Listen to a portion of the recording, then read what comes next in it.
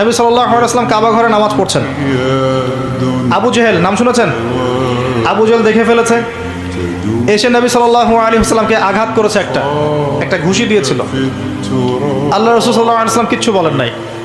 এই দৃশ্যটা দেখেছেন একজন দাসী, দেখে হামজা রাদিয়াল্লাহু আনহু স্বীকার করে ফিরছিলেন। তিনি কিন্তু তখন ইসলাম কবুল করেন নাই, নবীর চাচা, আপন চাচা। হামজা রাদিয়াল্লাহু আনহু আসছেন, তাকে বলছে ইয়া আবু আমারা, ইয়া আবা আমারা, হে হামজা, তার উপনাম ছিল এটা। তুমি যদি দেখতে কিভাবে আবুল হাকাম ইবনে হিশাম মানে আবু জেহেল তোমার ভাতিজাকে গালি দিয়েছে, আঘাত করেছে। হামজা রাদিয়াল্লাহু আনহু বললেন আওয়া ফাআলা হাদা, সত্যি কি সেই কাজটা করেছে? তখন এই দাসী বলছেন ই ওয়া রব্বি, আল্লাহর কসম সত্যি এই কাজটা করেছে। তখন তিনি ঘোড়া ছুটিয়ে কাবা ঘরে গেলেন, গিয়ে দেখলেন আবু জেহেল দাঁড়িয়ে আছে সবার সামনে, কাবা ঘরে সবার সামনে আবু জেহেলের কলার ধরে তাকে প্রচণ্ড জোরে একটা ঘুষি দিয়ে বললেন যে আতাশতুমুনি ওয়া আনা আলা দীনিহি, তুমি কি আমাকে আঘাত করবে? আমি নিজে তার দিনের উপরে আছি। আকুলু মা ইয়াকুল, ও যা বলে, আমার ভাতিজা যা বলে আমিও তাই বলি। রুদ্দাহা ইন ইসতাতা'তা, তোমার যদি ক্ষমতা থাকে এই ঘুষি ফিরিয়ে দিয়ে দেখাও। কে বলেন এই কথা? হামজা রাদিয়াল্লাহু আনহু। এবং ওখানে সাক্ষ্য দিচ্ছেন যে আনা আলা দীনিহি ওয়া শাহিদতু আল্লা ইলাহা ইল্লাল্লাহ ওয়া আন্না মুহাম্মাদান রাসূলুল্লাহ। তোমার যা ইচ্ছা এখন করো। কারো বুকের কলিজা ছিল না, ওখানে হামজা রাদিয়াল্লাহু আনহুকে একটা আঘাত করে দেখায়। এবার তিনি চলে গেলেন দারুল আরকামে, যেখানে নবী সাল্লাল্লাহু আলাইহি ওয়াসাল্লাম তখন ছিলেন। সেখানে গিয়ে বলছেন ইয়া ইবনে আখি, হে আমার ভাতিজা, কুনতু আনসুরুকা লিল হামিয়া, আমি এর আগ পর্যন্ত তোমাকে আত্মীয়তার সম্পর্কের কারণে সাহায্য করেছি। আলান, আজকে থেকে আনসুরুকা লিল ইসলাম, আমি তোমাকে ইসলামের জন্য সাহায্য করব। ওয়া আশহাদু আল্লা ইলাহা ইল্লাল্লাহ ওয়া আন্নাকা রাসূলুল্লাহ। এরপরে ইসলাম শক্তিশালী হচ্ছে। এই দৃশ্যটা দেখেছে ওমর রাদিয়াল্লাহু আনহু। দেখে তিনি বাসায় গিয়ে চিন্তা করছেন, তিনি কিন্তু একটা গোত্রের নেতা, চিন্তা করছেন যে সমস্ত সমস্যার গোড়া মনে হয় মুহাম্মদ, নাউযুবিল্লাহ। যদি তাকে আমি হত্যা করে ফেলি এবং হত্যা করে আমি আমাকে এই বনু হাশেমের কাছে সুপর্দ করি, তাহলে সব সমস্যার সমাধান। এভাবে তিনি কোষমুক্ত তরোয়াল নিয়ে বের হলেন। আপনারা জানেন ঘটনা। বের হলেন তাকে হত্যা করতে। পথে শুনলেন তার বোন এবং ভগ্নিপতি ইসলাম কবুল করেছে। ওখানে গেলেন, দরজার বাইরে থেকে শুনছেন কোরআনের আওয়াজ শোনা যাচ্ছে। কোন সূরা?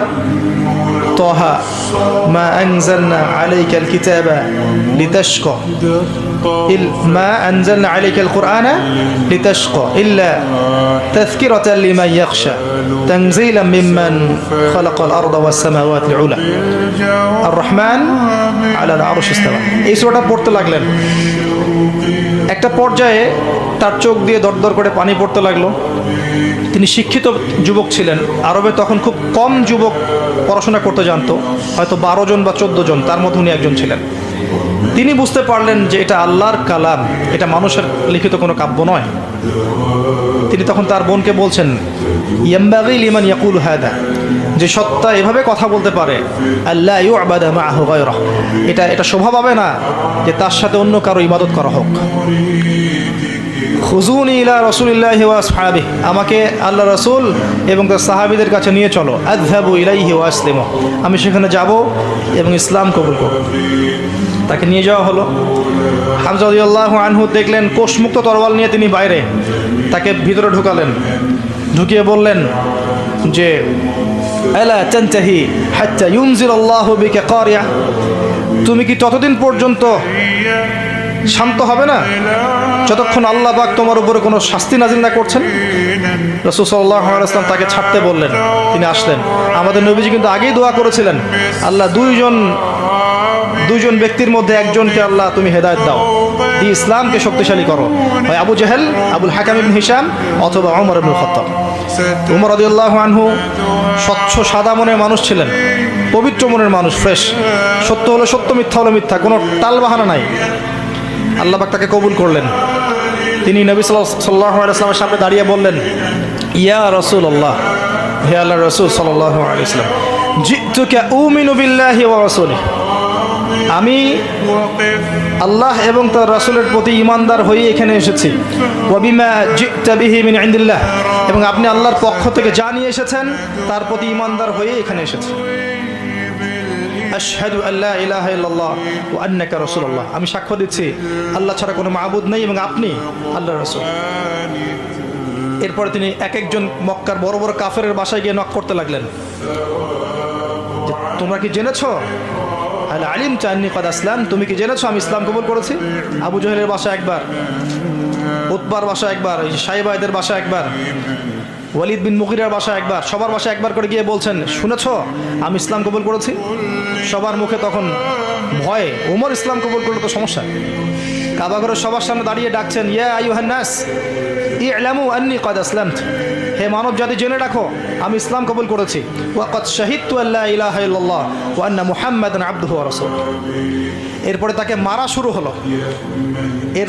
মারা শুরু হলো, 10 জন মিলে তার সাথে পারছে না।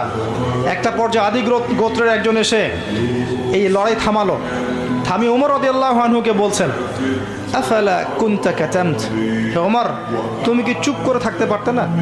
ইসলাম কবুল করেছো তো কি হয়েছে, চুপচাপ থাকতে, নিজের দিন নিয়ে পালন করতে। এইভাবে সবার সামনে পাবলিকলি বলে মার খাওয়ার কি দরকার ছিল?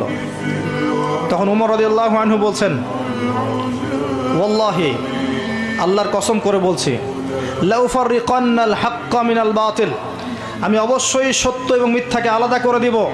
কামা ফাররাকাল্লাহু বাইনাল লাইলি ওয়ান নাহার, যেমন করে আল্লাহ রাব্বুল আলামিন রাত এবং দিনকে আলাদা করে দেন। এরপর থেকে তার নাম হয়েছে ওমর আল ফারুক, পার্থক্যকারী। এই হামজা এবং ওমর রাদিয়াল্লাহু আনহুমা তাদের ইসলাম কবুল করার পরে ইসলামটা শক্তিশালী হওয়া শুরু করলো, দাওয়াত আরো বেশি বেশি ছড়িয়ে পড়লো। যত দাওয়াত ছড়িয়ে পড়ছিল অত্যাচারও তত বাড়ছিল। জুলুম, অর্থনৈতিক বয়কট হোক, সামাজিক নির্যাতন, শারীরিক নির্যাতন, মানসিক নির্যাতন, টর্চার বাড়তে লাগলো। বাড়তে বাড়তে এমন একটা পর্যায়ে চলে গেল যে দুর্বল সাহাবীদেরকে তারা অত্যাচার করা শুরু করলো। সুমাইয়া, তার হাজব্যান্ড, তারপরে তার সন্তান বেলাল আল হাবাশি, তাদের সবার কথা আপনারা জানেন। এমনকি উসমান রাদিয়াল্লাহু আনহুকেও নির্যাতন করা হয়েছে, আবু বকর সিদ্দিক রাদিয়াল্লাহু আনহুকেও নির্যাতন করা হয়েছে, কেউ বাদ যায়নি। এক পর্যায়ে নবী সাল্লাল্লাহু আলাইহি ওয়াসাল্লামের কাছে এসে সবাই শিকায়াত করতে লাগলো, ইয়া রাসূলুল্লাহ আপনি দোয়া করেন যেন আল্লাহ পাক এই জালেমদেরকে ধ্বংস করে দেন। নবীজি তখনও বলছেন, শোনো নিঃসন্দেহে এই দিন মাশরিক মাগরিব পর্যন্ত পৌঁছে যাবে, ওয়ালাকিন্নাকুম তাস্তাজিলুন, কিন্তু তোমরা খুব তাড়াহুড়া করছো। এত নির্যাতন সহ্য করার পরেও নবীজি বলছেন তোমরা তাড়াহুড়া করছো, আর আমরা দিনের জন্য কি করেছি? খালি ফেসবুকে আর ইউটিউবে বসে বসে কিবোর্ড মুজাহিদ হতে পারলেই সব হয়? মাঠে এসে কাজ করে তারপর দেখাও কত বড় কলিজা আছে তোমার। সমকালীন বিশ্ব নিয়ে কথা বলো, সুদ নিয়ে কথা বলো, রিবা নিয়ে কথা বলো, জিনা নিয়ে কথা বলো, জায়নিস্ট মুভমেন্ট নিয়ে কথা বলো, ইসরায়েলের এগেনস্টে কথা বলে দেখাও, পশ্চিমাদের এগেনস্টে কথা বলে দেখাও, তাগুত নিয়ে কথা বলে দেখাও, আল্লাহর জমিন আল্লাহর দিন প্রতিষ্ঠা নিয়ে কথা বলে দেখাও, এবং বলার পরে যে ফলাফল আসবে সেই ফলাফলটা ভোগ করে স্বীকার করে জমিনে থেকে দেখাও। তারপর দেখা যাবে কত বড় বক্তা হয়েছ, আর কত বড় দায়ী হয়েছ, কত বড় আলেম হয়েছ। এরপরে নবী সাল্লাল্লাহু আলাইহি ওয়াসাল্লাম বললেন দুর্বল সাহাবীদেরকে হিজরত করে চলে যেতে। কোথায়? হাবাশায়, আবিসিনিয়ায়। আবিসিনিয়া এখন কোথায় কে বলতে পারবেন? জি, শুকরিয়া, ইথিওপিয়া। মাশাআল্লাহ, ইথিওপিয়ার পাশে ইরিত্রিয়ার একটা জায়গা আছে, দেখেছেন? ইরিত্রিয়ায় ছিল এই হাবাশা। সেখানকার একজন বাদশা ছিল, তার নাম নাজাশি। সে কিন্তু মুসলিম ছিল না, খ্রিস্টান ছিল। আজকের পশ্চিমা বিশ্বের সমস্ত খ্রিস্টানদের জন্য সে রোল মডেল। একজন খ্রিস্টান বাদশা হওয়া সত্ত্বেও তিনি মুসলিম রিফিউজিদেরকে সেখানে আশ্রয় দিয়েছিলেন। নবীজি তার সম্পর্কে বলেছেন, ওই হাবাশায় একজন খ্রিস্টান বাদশা আছে যার রাজ্যে কেউ জুলুমের শিকার হয় না। একজন খ্রিস্টান সম্পর্কে তিনি মন্তব্য করেছিলেন। আর এখনকার জুলুমের কেন্দ্রস্থল হচ্ছে এরা। কোথায় বাদশা নাজাশি মুসলিমদেরকে আশ্রয় দিচ্ছে, আর কোথায় এদেরকে দেখেন সারা মুসলিম বিশ্বে মুসলিম কান্ট্রি খুঁজে খুঁজে মুসলিমদেরকে হত্যা করছে। কোনো মিল আছে? তিনি ছিলেন প্রকৃত খ্রিস্টান, তিনি পরে ইসলামও কবুল করেছিলেন, এবং নবী সাল্লাল্লাহু আলাইহি ওয়াসাল্লাম তার মৃত্যুর পর তার গায়েবানা জানাজার নামাজও পড়েছেন। ইনশাআল্লাহ তিনি জান্নাতে আছেন, আল্লাহ পাক তাকে জান্নাতবাসী করুন। তার রাজ্যে মুসলিমরা নিরাপদে ছিল, এখানে হিজরত করা হলো, অত্যাচার বাড়তে থাকলো। এদিকে মক্কায় 3 বছর মুসলিমদেরকে বয়কট করা হলো। কেউ কথা বলবে না, ব্যবসা বাণিজ্য করবে না, বিয়ে শাদী করবে না, মুসলিমদেরকে টোটালি সামাজিকভাবে বয়কট। শিয়ারে আবু তালেব নামে একটা জায়গা ছিল, সেখানে মুসলিমদেরকে গাছের ছাল পাতা খেয়ে 3 বছর থাকতে হয়েছে। 3 বছর, 3 দিন নয়, 3 বছর।